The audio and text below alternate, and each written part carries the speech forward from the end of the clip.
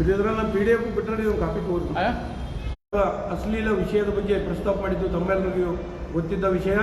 ಅದಲ್ಲದೆ ಅವ್ರ ಮೇಲೂ ಕೂಡ ಆಗಬಹುದಾದ ಸಂದರ್ಭದಲ್ಲದೆ ಯಾರೇ ವ್ಯಕ್ತಿಗೆ ಅಥವಾ ವ್ಯಕ್ತಿಗಳಿಗೆ ಅಥವಾ ಪರೋಕ್ಷವಾಗಿ ತಿಳಿಸುವುದಿಲ್ಲ, ಬಹಿರಂಗ ಅಂತೇಳಿ ಒಂದು ಗೌಪ್ಯತಾ ಪ್ರಮಾಣ ವಚನವನ್ನು ಸ್ವೀಕಾರ ಮಾಡಿ ಅವ್ರೇನು ಮಾಡ್ತಾರಂದ್ರೆ ಇಲ್ಲೇನು ಮಾಡ್ತಾರೋ ಆ ಗೌಪ್ಯತಾ ಪಾಲನವನ್ನು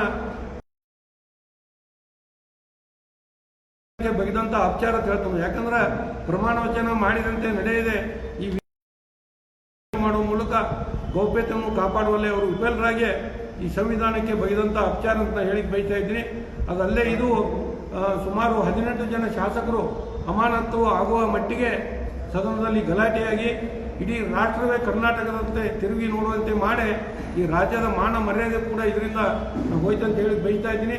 ಆದ್ದರಿಂದ ನಾನು ದಿನಾಂಕ 14/4/2025 ಸನ್ಮಾನ್ಯ ಅಂಬೇಡ್ಕರ್ ಜಿಯವರ ಜಯಂತಿಯ ದಿವಸವೇ ಬೆಂಗಳೂರಿನ JC ನಗರ ಪೊಲೀಸ್ ಠಾಣೆಯಲ್ಲಿ ನಾನು ದೂರು ಕೊಡ್ತಾ ಇದ್ದೀನಿ ಸಚಿವ ರಾಜಣ್ಣ ಅವರ ಮೇಲೆ. ಆ ದೂರ ಅವತ್ತೇ ಯಾಕೆ ಕೊಟ್ಟನಪ್ಪ ಅಂದ್ರೆ ಈ ಸಂವಿಧಾನ ಶಿಲ್ಪಿ ಅಂಬೇಡ್ಕರ್ ಅವ್ರ ಜಯಂತಿ ಇದೆ, ಆ ಸಂವಿಧಾನದ ಘನತೆ ಗೌರವ ಹೆಚ್ಚಾಗಲಿ ಅಂತ ಉದ್ದೇಶದಿಂದ ನಾನು ರಾಜಣ್ಣ ಅವ್ರ ಮೇಲೆ ದೂರು ಕೊಟ್ಟರು ಸಹಿತ ಅವರು ಇದುವರೆಗೆ ಅವ್ರ ಮೇಲೆ FIR ಮಾಡುವಂಥ ಕೆಲಸವನ್ನು ಪೊಲೀಸರು ಮಾಡಿಲ್ಲ.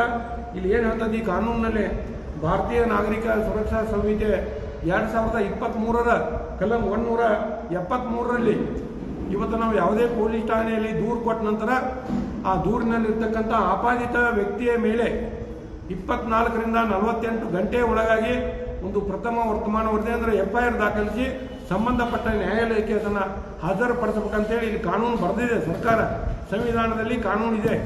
ಆದರೆ ಇಲ್ಲಿ ಏನಾಗ್ತಾಯಿದೆ, ಇವತ್ತು ರಾಜ್ಯದಲ್ಲಿ ಯಾವುದಾದ್ರೂ ಒಬ್ಬ ಸಾಮಾನ್ಯ ಮನುಷ್ಯ ನನ್ನ ಬಳಿ ಹನಿ ಟ್ರ್ಯಾಪ್ CD ಅದಾವು ರಾಜಕಾರಣಿಗಳು ತಿಳಿದ್ರೆ ಪೊಲೀಸರು ಅವ್ನು ಹಿಡ್ಕೊಂಡು ಹೋಗಿ ಒದ್ದು ಒಳಗಾಗಿ ಅವ್ನ ಮ್ಯಾಗ ಕಾನೂನು ರೀತಿ ಕ್ರಮ ತಗೊಂಡು ಆ CD ಹಿಡಿದಾಗಲೇ ಜಪ್ತ್ ಮಾಡ್ತಿದ್ರು. ಆದರೆ ಇಲ್ಲಿ ಸಚಿವ ರಾಜಣ್ಣ ಅವ್ರ ಮೇಲೆ ಇದುವರೆಗೆ ಯಾವುದೇ ಕ್ರಮ ತೆಗೆದುಕೊಳ್ಳದೆ ಇರೋದನ್ನು ನೋಡಿದರೆ ಈ ಜನಸಾಮಾನ್ಯರಿಗೆ ಒಂದು ಕಾನೂನು, ರಾಜಕಾರಣಿಗಳಿಗೆ ಒಂದು ಕಾನೂನು ಅಂಥೇಳಿ ಈ ರಾಜ್ಯದಲ್ಲಿ ನಡೀತಿದೆ ಅಂತೇಳಿ ನನಗೆ ಅನಿಸ್ತಾ ಇದೆ.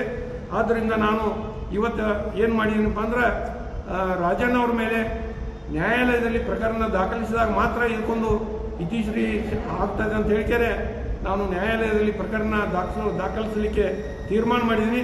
ಆ ನ್ಯಾಯಾಲಯದಲ್ಲಿ ಪ್ರಕರಣ ದಾಖಲಿಸಬೇಕಾದ್ರೆ ಇವರು ಸಚಿವರಾಗಿರೋದ್ರಿಂದ ಗೌರವಾನ್ವಿತ ರಾಜ್ಯಪಾಲರ ಅನುಮತಿ ನಮ್ಗೆ ಬೇಕಾಗ್ತದೆ. ಪ್ರಾಸಿಕ್ಯೂಷನ್ಗೆ ರಾಜ್ಯಪಾಲರು ಯಾಕಪ್ಪ ಅಂದ್ರೆ ಸಂವಿಧಾನಕ್ಕೆ ಏನಾದರೂ ಘನತೆ ಗೌರವಗಳಿಗೆ ಚ್ಯುತಿ ಬಂದಾಗ, ಅದಕ್ಕೆ ಧಕ್ಕೆ ಬಂದಾಗ ರಾಜ್ಯಪಾಲರು ಸಂವಿಧಾನದ ಪಾಲಕರು ಅಂತೇಳಿ ಕರೀತಾರೆ ರಾಜ್ಯಪಾಲರಿಗೆ. ಆದ್ದರಿಂದ ಗೌರವಾನ್ವಿತ ರಾಜ್ಯಪಾಲರಲ್ಲಿ ನಾನು ವಿನಂತಿಸಿಕೊಂಡಿದ್ದೀನಿ ಏನಪ್ಪ ಅಂದ್ರೆ ಗೌಪ್ಯತಾ ಪಾಲನಾ ಮಾಡದೇನ ಸಂವಿಧಾನಕ್ಕೆ ಅಪಚಾರ ಬಗೆದಿದ್ದಲ್ದೇ ಈ ಸದನದಲ್ಲಿ ಏನಪ್ಪ ಚರ್ಚೆ ಮಾಡಲಿಕ್ಕೆ ಅಂದ್ರೆ ಸದನದ ನಡತೆ ನಿಯಮಗಳು ಅಂತೇಳಿ ಅದರದೇ ಆದಂಥ ನಿಯಮ ಇದೆ. ಅಲ್ಲಿ ಏನು ಮಾಡ್ಬೇಕಂದ್ರೆ ಆ ಕ್ಷೇತ್ರದ ಅಭಿವೃದ್ಧಿಗಳ ಬಗ್ಗೆ ಚರ್ಚೆ ಮಾಡಬೇಕು, ರಾಜ್ಯದ ಸಮಸ್ಯೆಗಳ ಬಗ್ಗೆ ಚರ್ಚೆ ಮಾಡಬೇಕು, ಆ ಪರಿಹಾರಗಳ ಕಂಡು ಹಿಡಿಬೇಕು, ಅವು ಸಂಬಂಧಪಟ್ಟಂಥ ಶಾಸನಗಳ ರಚನೆ ಮಾಡಲಿಕ್ಕೆ ಇವತ್ತು ಸಾರ್ವಜನಿಕರ ತೆರಿಗೆ ಹಣ ನಿಮಿಷಕ್ಕೆ ಲಕ್ಷ ಖರ್ಚು ಮಾಡಿ ಅಧಿವೇಶನ ನಡೆಸ್ತಾ ಇದ್ದಾರೆ. ಆದರೆ ಅಂಥ ಅಧಿವೇಶನದಲ್ಲಿ ಇವರು ರಾಜ್ಯದ ಅಭಿವೃದ್ಧಿ ಬಗ್ಗೆ ಚರ್ಚೆ ಮಾಡದೆ ಹನಿ ಟ್ರ್ಯಾಪ್ನಂಥ ಅಶ್ಲೀಲ ವಿಷಯವನ್ನು ಪ್ರಸ್ತಾಪಿಸುವ ಮೂಲಕ ಸಂವಿಧಾನದ ಅವಿಭಾಜ್ಯ ಅಂಗವೆಂದೇ ಕರೆಯಲ್ಪಡುವ ರಾಜಣ್ಣ ಅವರು ಸಂವಿಧಾನಕ್ಕೆ ಅಪಚಾರ ಬಗೆದಿದ್ದಾರೆ. ಆದ್ದರಿಂದ ಇವ್ರ ಮೇಲೆ ಕಾನೂನಾತ್ಮಕ ಹೋರಾಟ ಮಾಡಲಿಕ್ಕೆ ನಾನು ಈ ನ್ಯಾಯಾಲಯದಲ್ಲಿ ಪ್ರಕರಣ ದಾಖಲಿಸಲಿಕ್ಕೆ ಇವತ್ತು ಗೌರವಾನ್ವಿತ ರಾಜ್ಯಪಾಲರ ಅನುಮತಿಯನ್ನು ಕೇಳಿದ್ದೀನಿ. ನಾನು ಅದಲ್ಲದೆ ರಾಜಭವನದ ಅಧಿಕಾರಿಗಳ ಜೊತೆಗೆ ಈ ಕುರಿತು ಚರ್ಚೆ ಕೂಡ ಮಾಡಿದ್ದೀನಿ. ಇನ್ನೊಂದು 2-3 ವರ್ಷದಲ್ಲಿ ಕಾದು ನೋಡಿ ಅವರು ಅನುಮತಿ ಕೊಟ್ಟ ನಂತರ ನಾನು ನ್ಯಾಯಾಲಯದಲ್ಲಿ ಪ್ರಕರಣ ದಾಖಲಿಸೋಣ ಅಂತ ಹೇಳಿ ಬಯಸ್ತಾ ಇದ್ದೀನಿ. ಇನ್ನೊಂದು ವಿರೋಧಿ ಪಕ್ಷದ ನಾಯಕರಲ್ಲಿ ನಾನು ವಿನಂತಿಸಿಕೊಳ್ತಾ ಇದ್ದೀನಿ, ನೀವು ಒಂದು 2 ದಿವಸ ಅಷ್ಟೇ ರಾಜಣ್ಣ ಅವ್ರ CD ಬಗ್ಗೆ ಮಾತಾಡಿದ್ರಿ. 18 ಜನ ಶಾಸಕರು ನೀವು ಅಮಾನತಾಗಿದ್ದೀರಿ, ಅಮಾನತು ವಾಪಸ್ ಅವ್ರಂತೇಳಿ ಮಾನ್ಯ ಸಭಾಧ್ಯಕ್ಷರಿಗೆ ತಾವು ಮನವಿಯನ್ನು ಕೊಡ್ತಾ ಇದ್ದೀರಿ. ಆದರೆ ರಾಜಣ್ಣ ಅವ್ರನ್ನ ವಶಕ್ಕೆ ತೆಗೆದುಕೊಂಡು ಅವ್ರ ಮೇಲೆ ಕಾನೂನು ರೀತಿ ಕ್ರಮ ತಗೋಬೇಕಂತೇಳಿ ನೀವು ಯಾಕೆ ಹೇಳ್ತಾ ಇಲ್ಲ? ಅದಕ್ಕೆ ನನಗನ್ನಿಸ್ತಾ ಇದೆ BJPಯ ರಾಷ್ಟ್ರೀಯ ನಾಯಕರ ಹನಿ ಟ್ರ್ಯಾಪ್ CDಗಳು ಕೂಡ ಇರ್ಬೋದೇನಂತ ನನಗೆ ಅನಿಸ್ತಾ ಇದೆ. ಆದ್ದರಿಂದ BJPಯ ವಿರೋಧ ಪಕ್ಷದ ನಾಯಕರುಗಳು ಬಾಯಿ ಮುಚ್ಕೊಂಡು ಸುಮ್ಮನೆ ಕೂತಿದ್ದೀರಿ. ದಯವಿಟ್ಟು ಹಾಗೆಲ್ಲ ಮಾಡಬಾರ್ದು. ಇದು ರಾಜ್ಯದ ಮಾನ ಮರ್ಯಾದೆ ಪ್ರಶ್ನೆ ಇದೆ. ಪ್ರತಿ ಸಲ ಸುಮಾರು 4 ವರ್ಷಗಳಿಂದ ಹನಿ ಟ್ರ್ಯಾಪ್ CD ಬಗ್ಗೆ ಜನ ಮಾತಾಡ್ತಾ ಇದ್ದಾರೆ.